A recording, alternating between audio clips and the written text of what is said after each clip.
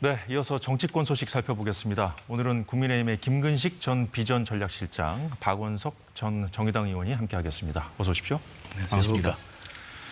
네, 광복절 특별사면 복권 대상자 명단에 김경수 전 경남지사가 포함됐다는 소식이 전해지자 더불어민주당 내부 기류는 계파별로 엇갈리고 있습니다. 김경수 전 지사는 2021년 7월 징역 2년형이 확정돼 복역하다 형기를 5개월 남긴 2022년 12월 특별 사면으로 석방됐었죠. 사면에 이어 복권까지 되면 피선거권을 되찾게 되는데요. 자, 먼저 김근식 전 실장께 여쭤보죠. 네. 당초에는 이번 복권 대상에 김 전 지사가 포함되지 않을 거라는 관측이 많았는데 포함이 됐네요. 예, 그 지난번 사면 됐을 때도 일단 형기를 몇 개월 앞두고 일단 석방이 됐기 때문에 예. 통상적으로는 그렇게 될 경우에는 정치인이지 않습니까? 국회의원도 하고 경남도지사를 했기 때문에 정치인의 경우는 이제 복권이 남아있는 이제 과제가 되는 거죠. 예. 그렇기 때문에 아마 이번에 8.15 사면 복권을 하면서 대통령의 고위권한으로서 정치인을 포함을 시키겠다고 결정을 하면 여야를 균등하게 포함을 하는 게 지금까지 관례입니다. 그러면서 본다면 정치인을 포함하지 않을 거면 모를까, 정치인을 포함하는 사면이라고 한다면 사실은 복권의 대상에 정치인들을 균등하게 넣어야 되기 때문에 예. 그런 관점에서 보면 김경수 지사의 복권이 제1순위였죠. 그렇게 저는 해석을 하고 있는 것 같고 네. 민주당에서 이것을 마치 무슨 야권 분열이라고 이야기하고 조금 이렇게 과민하게 반응하는 것은 제가 볼 때 좀 지나치다 하는 생각이 듭니다. 예, 차차 짚어보도록 하죠. 네. 자, 박원석 전 의원 좀 의견도 들어봐야겠는데 좀 예상을 하셨나요? 이번에 들어갈 거라고? 그러니까 애초에 이번 복권 대상에서 빠질 거라는 보도가 많아가지고 예. 뭐 그런가 보다 했었죠. 근데 이제 복권 대상자들 확정된 대상자들 명단을 보니까 네. 결국 여권에 지난 국정농단 사건에 연루됐던 청와대 수석 장관들 이분들이 이제 대거 포함이 됐어요. 근데 이제 사면 복권이라는 거는 여야 간의 형평성을 고려를 안 할 수 없기 때문에 아마도 그런 차원에서 김경수 지사 복권이 포함이 된 게 아닌가 싶고 애초에 복권 대상에서 제외될 거라는 전망이 나왔던 이유가 보통 이제 대통령 특사를 앞두고 각계에서 예. 특사 대상자 신청을 받는데 김경수 지사가 신청이 안 됐다. 민주당에서 명단을 안 냈다. 이런 얘기가 돌아가지고 이번엔 빠지는 거 아니냐. 뭐 민주당에서 적극적이지 않은데 예. 굳이 굳이 법무부나 대통령실에서 해줄 이유가 있느냐. 근데 이런 어떤 그 평가가 있었는데요. 결과적으로는 포함이 됐습니다. 앞서 김근식 교수도 말씀을 하셨지만 네. 이게 이제 야권 일각에서는 야권의 분열을 노린 그런 어떤 정치적 고려가 포함된 거 아니냐 이런 해석이 있는데 근데 여야 간의 형평성을 맞춘 사면 복권이라는 측면에서 봤을 때 뭐 그런 건 아닌 것 같고요. 또 민주당 입장에서 봤을 때는 어쨌든 김경수 지사도 잠재적인 대권 주자로 평가받는 분이기 때문에 예. 당내의 다양성을 확대하고 또 대권 주자들의 경쟁력을 보강한다는 측면에서 나쁜 게 아니다. 저는 그렇게 생각합니다. 예. 네, 민주당에서는 비명계를 중심으로 김 전 지사의 복권을 환영한다는 메시지가 잇따라 나오고 있습니다. 화면 보면서 이어가도록 하겠습니다. 네, 박지원 의원이 대권 후보를 겨냥한다면 그것도 긍정적이다 이런 얘기를 했군요. 이거는 김경수 전 지사의 대권 출마 가능성까지 염두에 두고 한 발언인지 모르겠습니다만 이재명, 김동연, 김경수 등 경쟁, 선택의 폭 커지고 정권 교체할 수 있을 것. 파벌 조성은 절대 금물이라는 입장을 밝혔고요. 김두관 전당대회 당대표 후보 좀 입장을 냈죠. 볼 수 있을까요? 네. 네, 김경수 복권이 야권 분열의 노림수라는 말은 부적절하다 주장을 폈군요. 분열이 아니라 민주당의 다양성과 역동성이죠. 저는 잘못된 것 같습니다. 역동성을 살리고 회복하는 계기가 될 것이라는 입장을 밝혔습니다. 네, 좀 박원석 전 의원께 좀 바로 먼저 여쭤보죠. 예.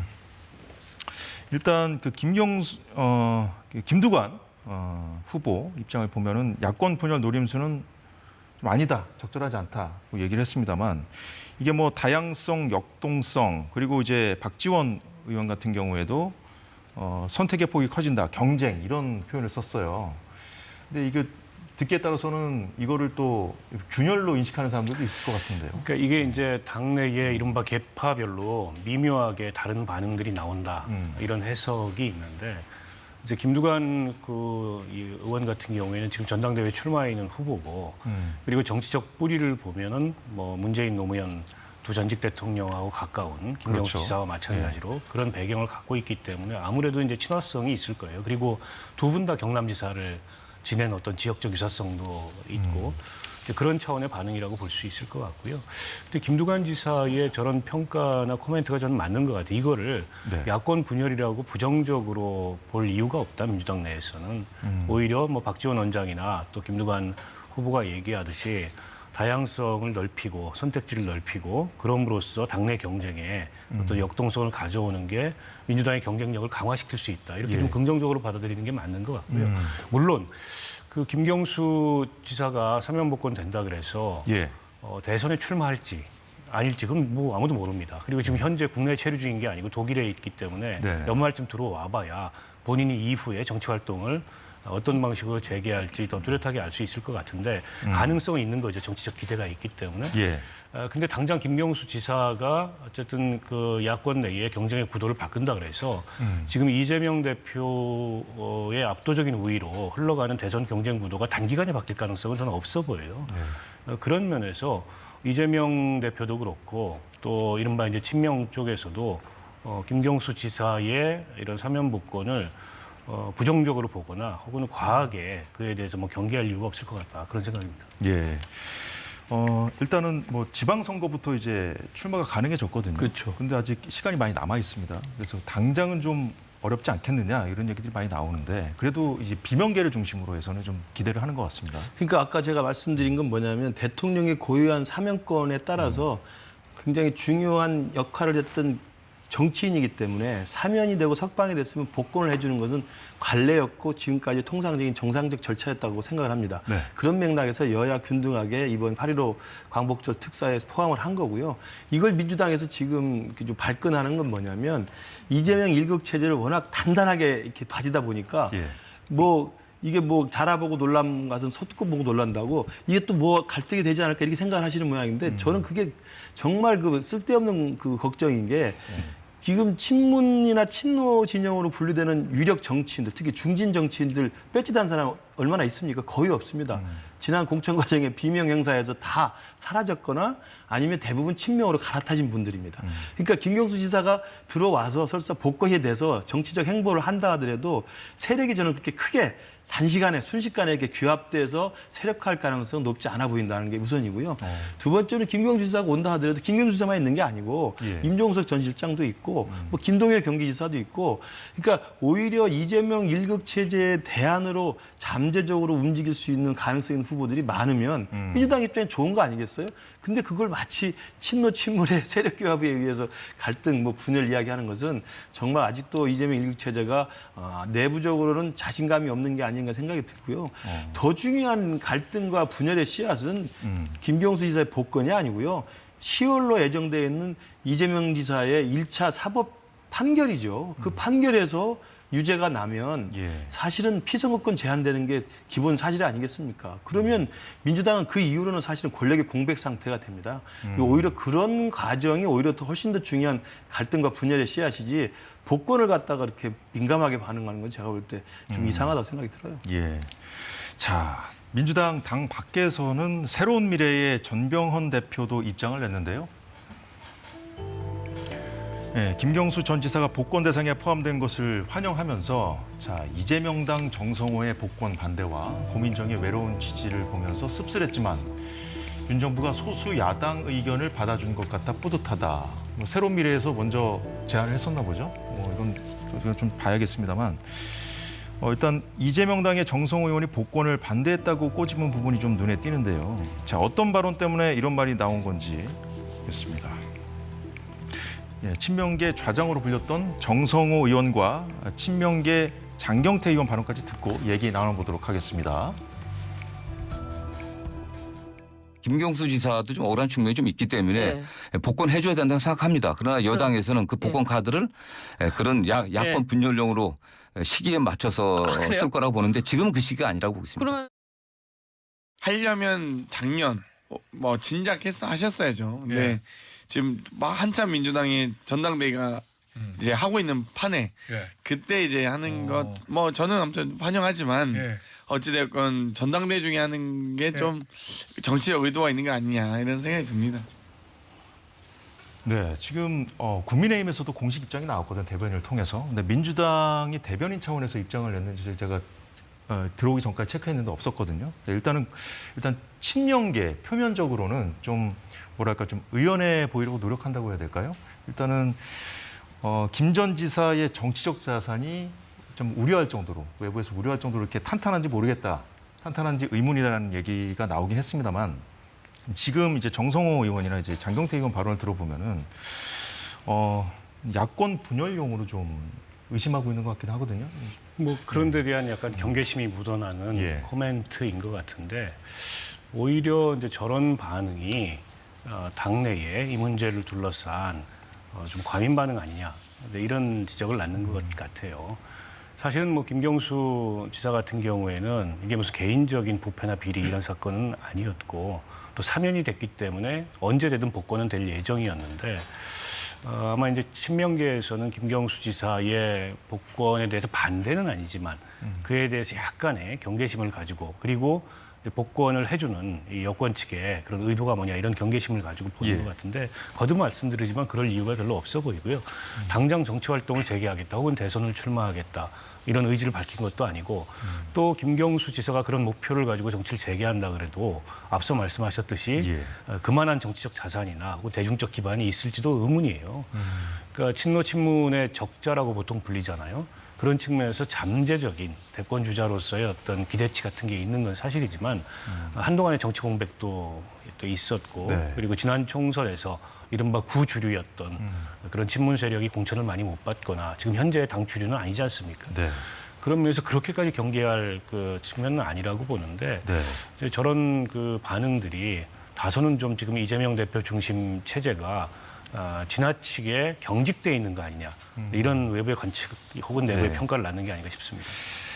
지나치게 경직되어 있는 것 같다는 말씀 해주셨는데 왜 그럴까요? 저는 이제 개인적으로 그렇게 생각합니다. 지금 누가 봐도 이재명 일극 체제라고 다들 비판도 하고 좀 비난도 하고 있는데요.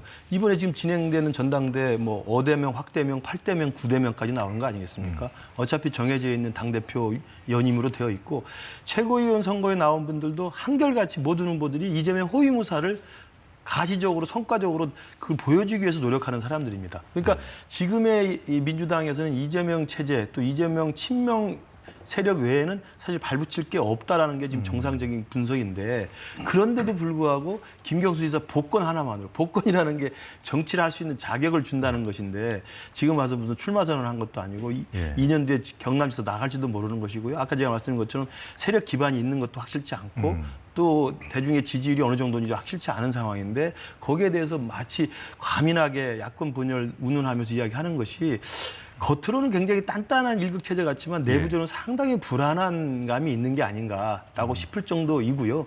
저는 개인적으로 어떻게 그걸 평가하냐면 이재명 대표 특유의 저는 그 주변인의 컴플렉스라고 생각을 해요. 그러니까 비주류의 컴플렉스. 성남시장부터 시작해서 민주당이 오랫동안 진행되면서 변방에 있었던 비주류 정치인 아니었습니까? 그러다가 어느 날 갑자기 국정농단 이 광화문 이 국정농단 시위 때 두각을 나타내면서 대선 후보급으로 성장을 했고 대선 경선에 갔고 경기지사가 되고 대선 후보가 되면서 사실은 민주당의 중앙정치 주인이 된 거거든요. 그러니까 그러면 중앙정치의 주인이 돼서 민주당을 자기가 장악을 했으면 조금 더 자신감과 포용력을 가졌어도 되는데 제가 생각하는 뭐 개인적인 그 소감입니다만 주변부에서 비주류로 살아온 것들에 대한 컴플렉스 때문에 끊임없는 경계를 하고 있다고 저는 생각합니다.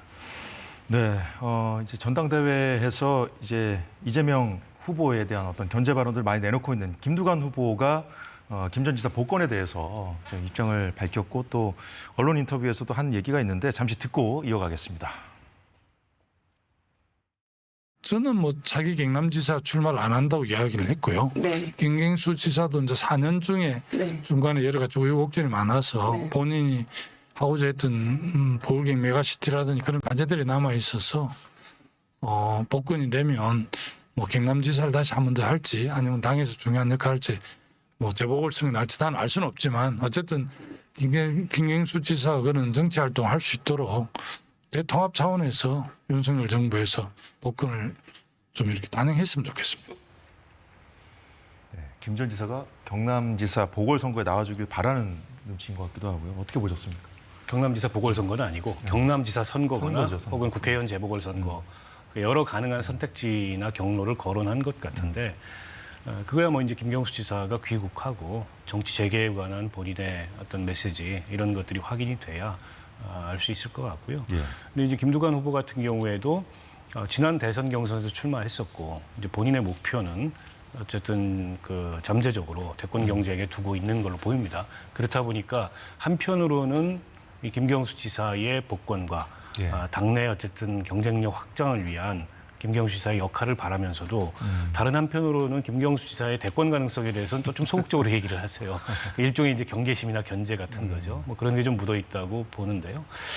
저는 김경수 지사의 향후 행보에 대해서 어쨌든 본인이 들어와서 결정하고 움직이기 전까지 이런저런 관측은 있을 수 있겠습니다만 그 설왕설래라는 게 별로 의미가 없어 보이고요.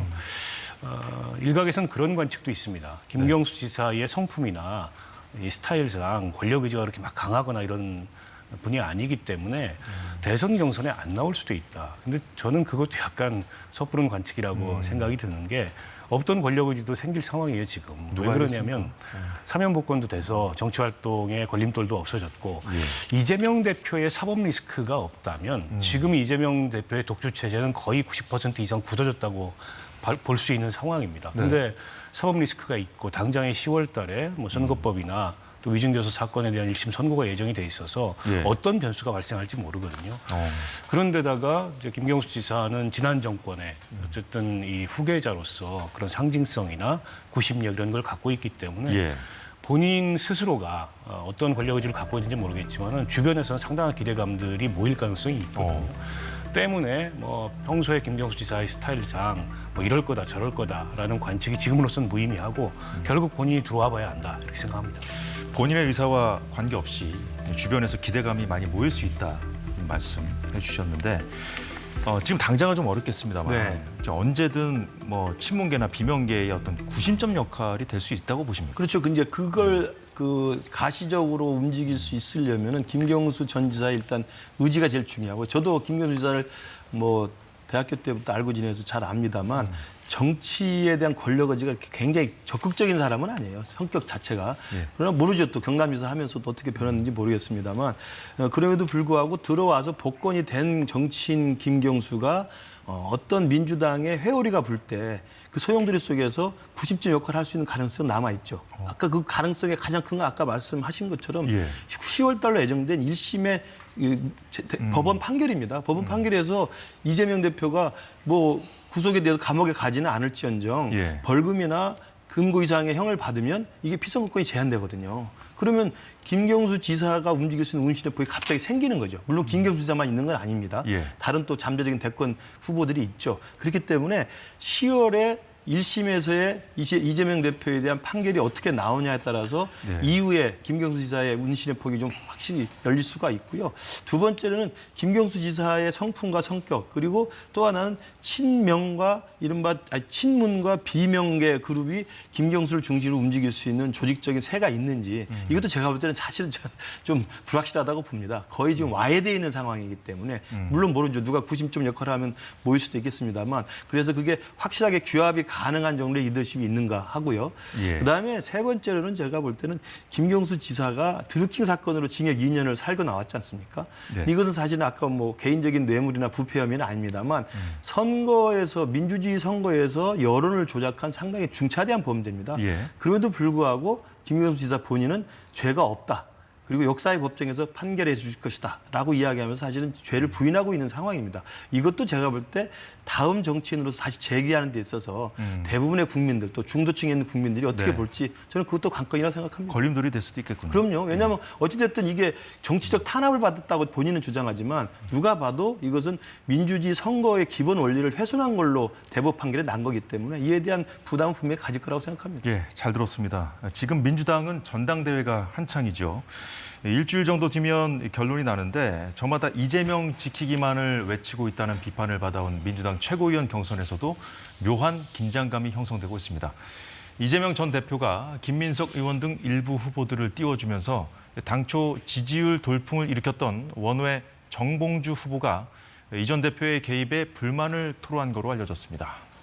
자, 이재명 전 대표의 특정 후보 띄워주기 뭘 두고 나온 얘기인지 보겠습니다. 근데 왜 김민석 표가 이렇게 안 나오는 거야? 대표님이 아까 김민석 왜 이렇게 표가 안 나와 그래가지고 그게 지금 찍혀버렸어. 그게 찍혔어요. 네, 당내에서도 이재명, 정봉주 이 둘 사이의 관계 등에 대한 여러 얘기가 나오고 있습니다. 미곤스라고 제일 큰 탄덤을 거느렸던 친구예요. 민주당에서 미래 뭐 맞아, 권력 어쩌고 미래. 해가지고 네. 그 정봉주가 저기 공주교도소에 가 있을 때 이 전당대회에 나오려고 그러면 대표 후보고 최고위원 후보고 전부 공주의 아련을 갔어야 될 정도로 아. 막강했던 한때 그런 시절이 있던 친구예요. 그리고 나이로도 좀 위에요. 정봉주가. 일부 더민주혁신 쪽이나 강성 지지층에서 네. 예전에 고민정 최고 자체를 고밀정이라고 하면서 막 공격했었거든. 밀정이다. 그랬단 말이에요. 근데 지금 정봉주 의원이 딱 그 공격을 받고 있어요. 그러니까 화가 나죠. 정청래 위원장을 5명을 붙여놓은 게 정봉주 후보예요. 이재명 대표가 말한 대로 컨트롤하기 굉장히 힘든 대상이 되기 때문에 이렇게 할 수밖에 없을 것이다. 네, 지금 민주당 내에서 정봉주 후보를 좀 견제하는 그런 기류가 있나요? 견제라기보다도 그 이재명 대표가 네. 그 김민석 최고위원 후보를 조금 지원하는 듯한 모습이 더 정확하겠죠. 그러니까 초반에 경선 초반에 예. 정봉주 후보가 깜짝 이제 1위로 올라서고 기대했던 김민석 후보의 표가 나오지 않다 보니까 왜 이렇게 표가 안 나왔냐고 화면에서 보셨겠지만 진짜로 놀랬던 겁니까? 그런 면도 있고 저렇게 이제 우회적으로 지원한 거죠. 그래서 핵심 지지층 중심으로 또 표가 급격히 김민석 후보 쪽으로 쏠리면서 지금 이제 역전이 일어났잖아요. 그래서 정봉주 후보 입장에서는 다소 서운할 수 있다고 보고요. 그렇다고 정봉주 후보가 뭐 이재명 대표하고 각을 세우거나 갈등 관계에 있거나 이런 게 전혀 아닌데 이재명 대표가 아무래도 상대적으로 향후에 본인의 이제 정치적 전망을 고려했을 때 김민석 의원이 수석 최고위원이 되는 게 뭐 당의 확장성이나 여러 측면에서 낫다 이런 평가를 한 게 아닌가 싶은데 그러니까 이재명 후보가 당선을 다투는 그런 어떤 당대표 후보라면 최고위원들하고 러닝메이트 성격의 그런 뭐 짝짓기라고 그러죠. 예. 그런 걸 해서 선거에 임할 수 있는데 거의 당선이 확정된 사실상의 대표란 말이에요. 그렇다 보니까는 이제 특정 후보를 저렇게 찍어서 지원하는 듯한 모습이 이제 공정성 논란을 나오고 오히려 예. 당내에서 불필요하게 긴장을 유발하는 거 아니냐 이런 평가가 나오는 것 같아요. 그냥 자유롭게 경쟁하도록 둬서 이기는 사람이 내 편 이렇게 해도 될 텐데 예. 누구도 지금 이재명 대표 체제를 비판하거나 이재명 대표 체제를 견제하겠다는 최고위원 후보가 너무 없어서 오히려 문제거든요. 근데 뭐 본인의 이제 호불호는 있겠지만 그게 너무 이제 편하게 특정 후보를 지원하는 모습으로 나타나니까 이런저런 말들이 나오는 게 아닌가 싶습니다. 예. 일단 이번에 그 초반에 네. 좀 깜짝 돌풍을 일으켰었잖아요. 그거는 이제 당내 강성 지지층들이 그 지지한 그 에너지 아니겠습니까? 그렇죠. 그렇다면은 당 주류 그 지도부 주류 진영에서 봤을 때는 좀 견제할 만한 기제라고 볼 수도 있지 않을까요? 근데 지금 이재명 대표의 사실은 셀프 대관식이라고 할 정도로 예. 이재명 중심의 지금 전당대를 치르고 있잖아요. 그리고 최고위원 후보들도 뭐 전부 다 일관되게 이재명 대표를 호위하겠다라는 걸로 되어 있는데 유독 왜 정봉주 후보에게만 이재명 대표가 견제하는 듯한 모습일까? 아까 지금 우리 박원석 의원께서는 견제라기보다는 김민석 후보를 지원한다는 건데 1등을 하고 있는 정봉주 후보 대신 김민석 보고 표를 나오라고 지원한 거기 때문에 견제의 결과가 된 거죠.